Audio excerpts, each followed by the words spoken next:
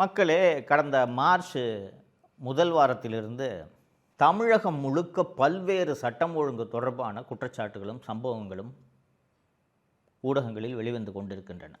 தூத்துக்குடியில் +2 படிக்கக்கூடிய ஒரு மாணவி மோசமான முறையில் பாலியல் வன்முறைக்கு உள்ளாக்கப்பட்டு கொலை செய்யப்பட்டு விட்டார். இதே மார்ச் மாதத்தில் ஆகாஷ் டெல்லிசன் என்ற ஒரு பையனை கொலை வழக்கில் கைது செய்து காலை உடைச்சி கொன்னே விட்டாங்க. இதுபோல் இந்த மார்ச் முதல் வாரம் மற்றும் 2வது வாரத்தில் மட்டும் ஏகப்பட்ட சம்பவங்கள், இங்கே கொலை அங்கே கொலை, பாலியல் வன்புணர்வு, இதுபோல் பல்வேறு சட்டம் ஒழுங்கு தொடர்பான சம்பவங்கள் செய்திகளில் தொடர்ந்து வந்து கொண்டிருக்கின்றன. மார்ச் 2026 இல்லையா, தேர்தல் நெருங்குதில்லை.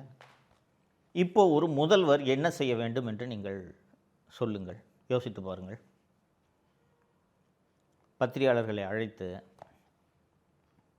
பஸ்ஸு எங்கள் ஆட்சியில் சட்டம் ஒழுங்கு நல்லா தான் இருக்குது, நீங்கள் குறிப்பிடுகிறீர்களே இந்த சம்பவம், இந்த சம்பவத்துக்கு இப்படி நடவடிக்கை எடுத்திருக்கிறேன், இந்த சம்பவத்துக்கு இப்படி நடவடிக்கை எடுத்திருக்கிறேன், எனது ஆட்சி காலத்தில் குற்றங்கள் குறைந்திருக்கின்றன,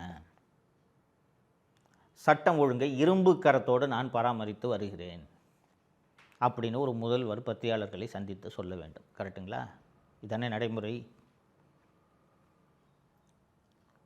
முத்துவேல், கருணாநிதி, ஸ்டாலின் ஆகிய நான் பதவியை தர அவருக்கு தானே நம்ம வாக்கு போட்டோம்.